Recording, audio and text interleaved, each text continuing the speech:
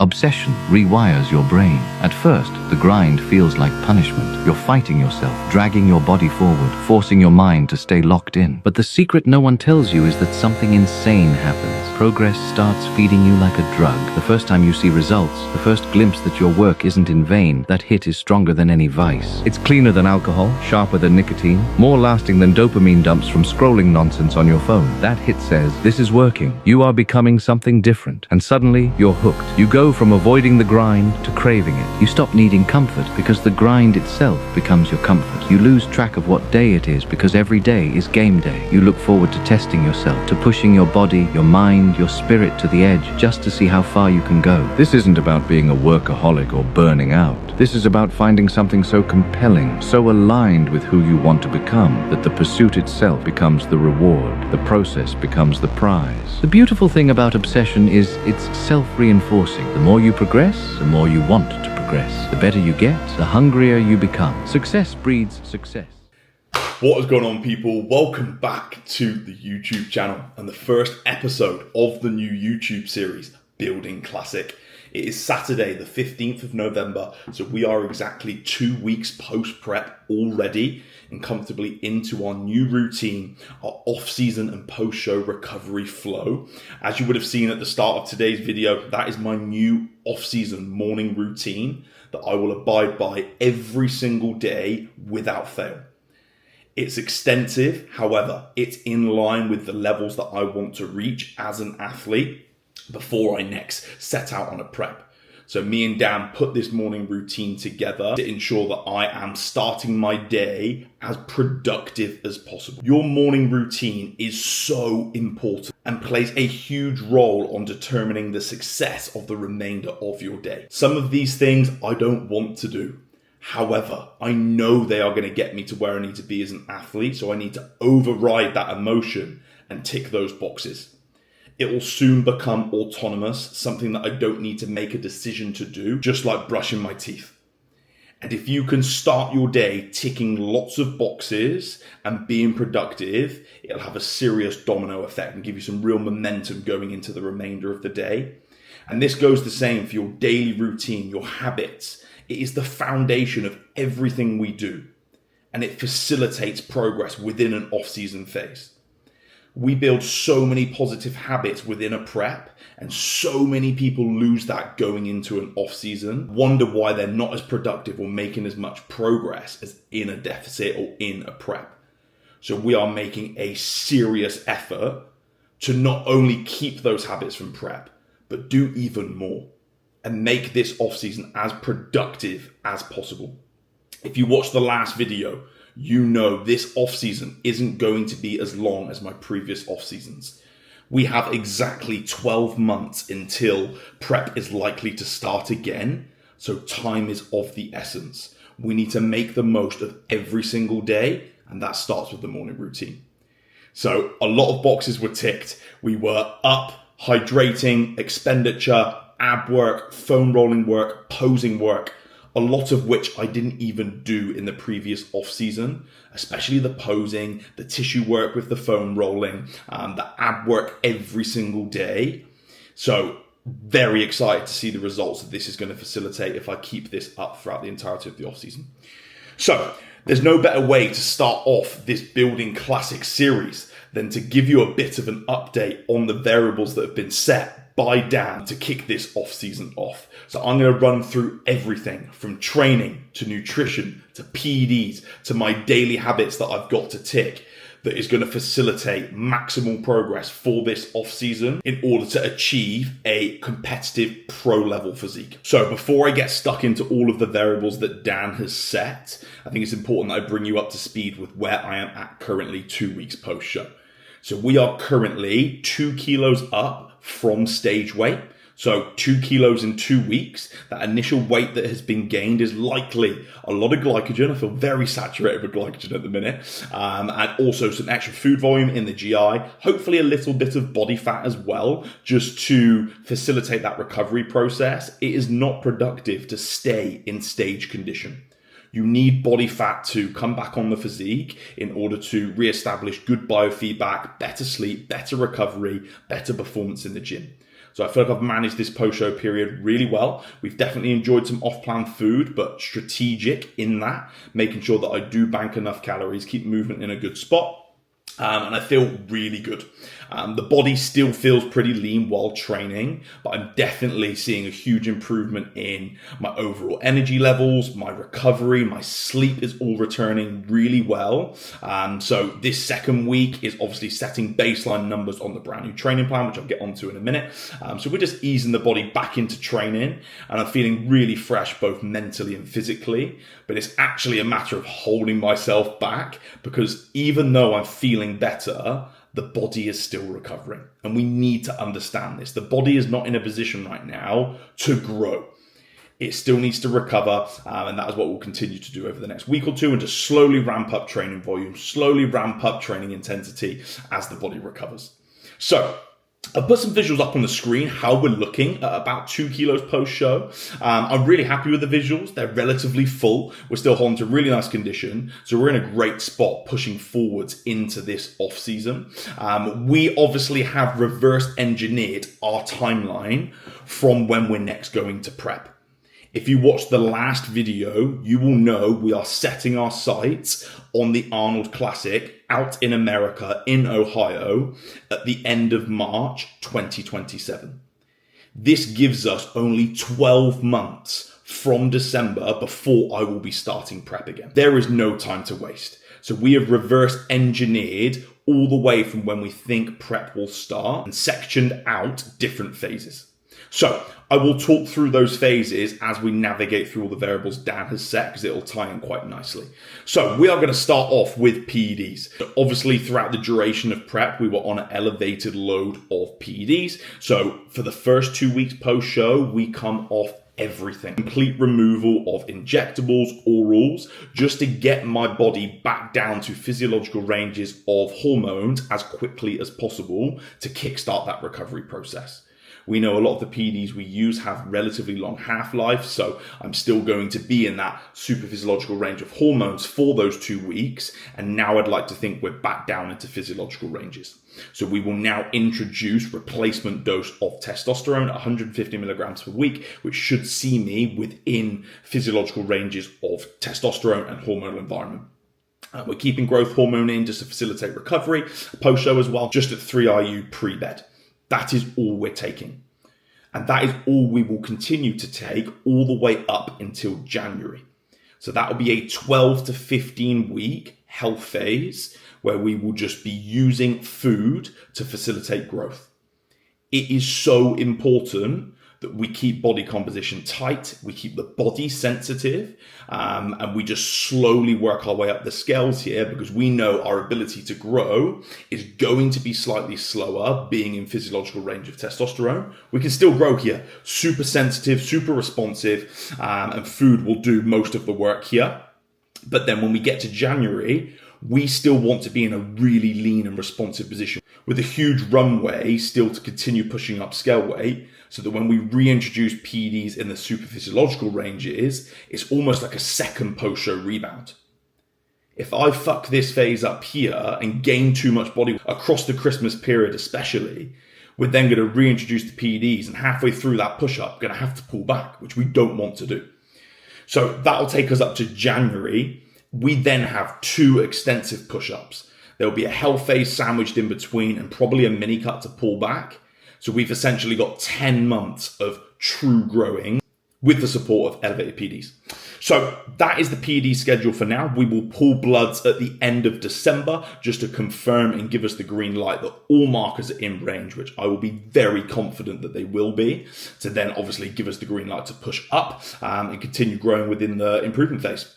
Very boring, but an honest insight into what I'm currently taking and what I will be taking up till the end of the year.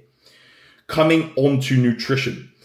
Dan went in at a very high set point post-show, which I was quite surprised at. So we are on a training day eating 3,868 calories, 315 protein, 72 fat, 490 carb.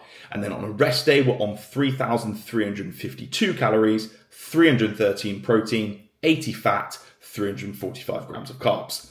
This has got me in a very moderate surplus because we've seen that scale weight slowly move up over the past 2 weeks, and it's continuing to trend up ever so slightly. So I will be sure to do lots of full day of eatings to show you through each daily setup for a training day and a rest day. I actually writ the meal plan myself and just gave the sources to Dan to fill out the amount so it could hit the correct calorie total that he desired, as I am very determined to make this meal plan as nutritious as possible, have as much variety in micronutrients as possible.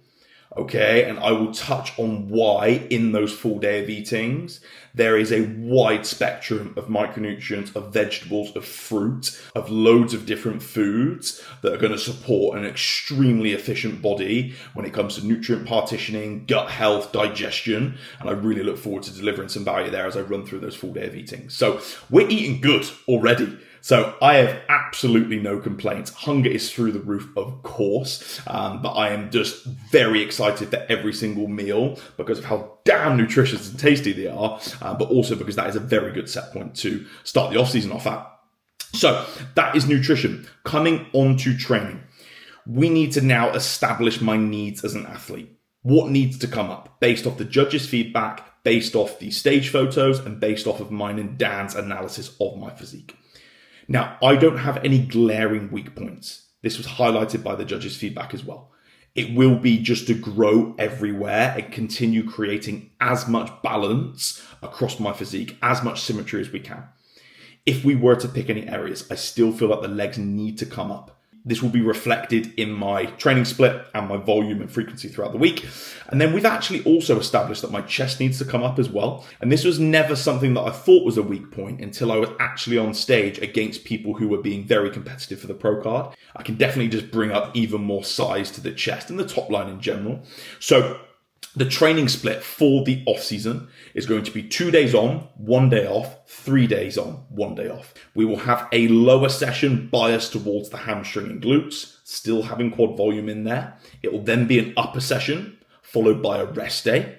We will then go into a pull and tricep session, then into a quad dominant leg day, then into push and biceps, followed by another rest day. So a 7-day split here, allowing for 2 times a week frequency for every single body part. And what you can see here is that we've actually moved triceps onto a pull day and biceps onto a push day. Something that I have trialed with multiple clients before and something that I've trialed myself and get on with very well. I really enjoy going into triceps at the end of a pull session, completely fresh with no pre-fatigue from the session, and able to deliver much higher quality volume with them being fresh. So therefore you accumulate more quality volume across the week because you're training that body part fresh, not pre-fatigued from a push session. But you're also getting that secondary volume on a push day of still targeting your triceps. So I feel this works really, really well. We have the lower body frequency at 2 times a week, and they are big sessions. We're going to distribute a little bit more volume towards those body parts and just bring down the stronger body parts like the back, just down in volume ever so slightly. Now, volume will be relatively low initially anyway. My recovery capacities are going to be lower than when I am on much higher food and pushing PEDs higher, so that needs to be reflected early on. You are going to gain a lot of volume week on week through skill adaptations of learning new movement patterns and just getting more out of each movement. So we need to bear that in mind as well. So I will run you through each training session in this off season so you can see exactly how we have set that up. Very specific exercise selection here. So I'll run through all of those thought processes as we go through each session in this off season series. Coming on to expenditure target. So we're simply in at 10,000 steps per day, making sure that we distribute them relatively evenly across the day after meals to promote better digestion. And then cardio will be implemented in the off season. I am a huge believer of having cardio in place consistently throughout the off season. For cardiovascular health, for overall insulin sensitivity and responsiveness of the body, but we don't want this in directly post-show when we're still trying to recover. That will be something else the body has to recover from, so it's counterproductive to what we're trying to achieve here. So cardio will be introduced probably 5 to 6 weeks post-show. It will predominantly be list cardio, but I'd be pretty keen to get some HIIT cardio in there as well, just to navigate us throughout the off-season, especially as we start to progress towards the heavier body weight. So just for now, 10,000 steps, that is all we're doing there. As noted with my morning routine, we are absolutely locked in with posing still. There will be posing after every single training session. There will be posing every single morning. Ab work is now done every single morning as well. Now, ab training previously was placed on rest days or after a session, trained hard using progressive overload, treating them like any other body part. However, my abs have now developed sufficiently enough where they don't need to grow anymore. We're having ab work in place here for midsection control, ability to actually contract and have that real mind-muscle connection within my midsection so that I'm able to switch and draw in those obliques and the whole abdominal wall during posing, alongside a lot of TVA work with the vacuums. My abs are now at a point where I don't need to grow them anymore. We're being very conscious of waist size here, so we're just frequently training abs for that midsection control every single morning. So that is the off-season setup, which I am very excited for. So we've got 2 months here of slowly building momentum, using food to grow, getting really proficient within the movement patterns within training, aiming to draw as much stimulus out of every exercise that we do. And then when we hit January, we will pull bloods, get the green light to push PEDs up and really start growing from there. We have 1 year. And I'm determined to set a new standard of off-season execution. I'm really looking for the 0.1% within this off-season. The 50% from training, nutrition, sleep, recovery, that is all autonomous at this point. I don't need to think about doing those things. That is just something that I do.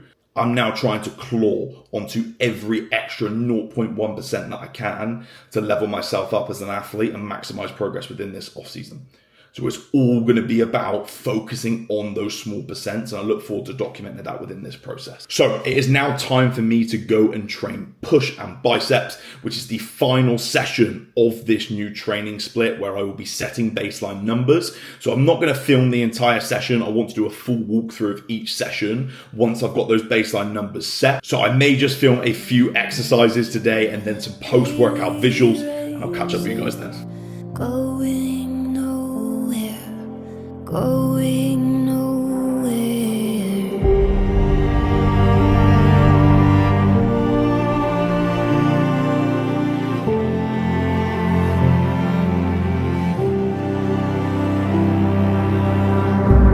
And I find it kind of funny, I find it kind of sad. The dreams in which I'm dying are the best I've ever had. Find it hard to tell you, I find it hard to take. When people run in circles, it's a very, very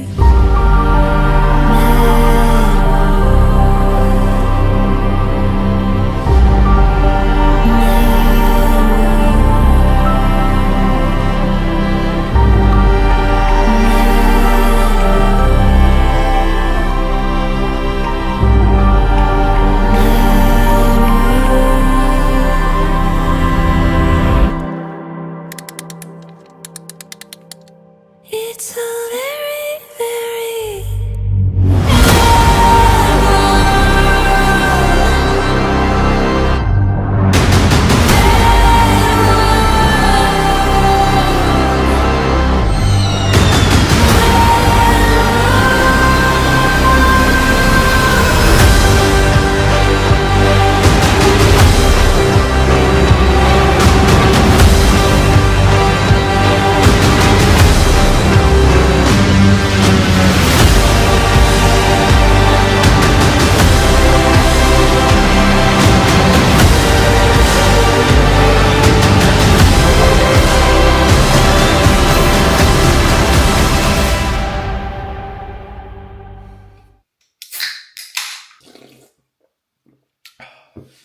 I have no problem in admitting I have an addiction to Pepsi Max cream soda. If you don't know, get to know. I'll go as far as saying this is the GOAT, no sugar, no calorie beverage. I need one every single day. It's like a fix. It started in prep and it ain't going anywhere in the off season. And they're getting hard to find. Coming up to Christmas time, people are clearing the shelves and they're always leaving the strawberry cream one. That ain't it. But the cream soda, ridiculous. Anyways, that brings us to the end of week 2 within this off-season, rounding off with a really successful push session. Obviously, just setting baseline numbers there, so the real excitement starts next week when I'm going back into sessions with a true understanding of what load I need to use. I'll continue to acquire more skill, and my ability to extract stimulus out of these movements is just going to increase on a week-to-week basis as I become more proficient, as a little bit of scale weight comes on. So very excited for that. So I'm going to wrap this video up here with a shameless plug of my online coaching services, something that I don't do very often, but I'm going to be putting my prices up at the start of December. So this is an opportunity to get in on the current price. Now that spaces have opened back up, now that I finished prep, I closed my doors for the final month of prep just so I could prioritize on delivering a quality service for the current clients that I have and focus on executing the final month of prep to the best of my ability. But we are now out the other side and I have room to take more individuals on board.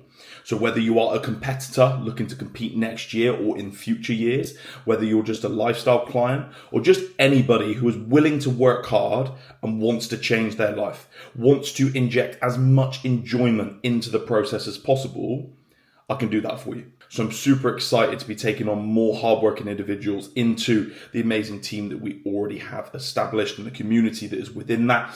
So just make sure if you are interested to capitalize on the current price before it goes up, head over to my Instagram and there'll be a link in the bio to take you straight through to an inquiry and I will get back to you straight away with some more information. So that wraps up the first episode of this new YouTube series, Building Classic. We have some exciting videos coming up next. We have a full day of eating. We'll have a run through of one of the new training sessions on the training plan. And I will be delivering as much value as possible across those videos and documenting the process of building a pro standard competitive physique. I'll see you in the next one.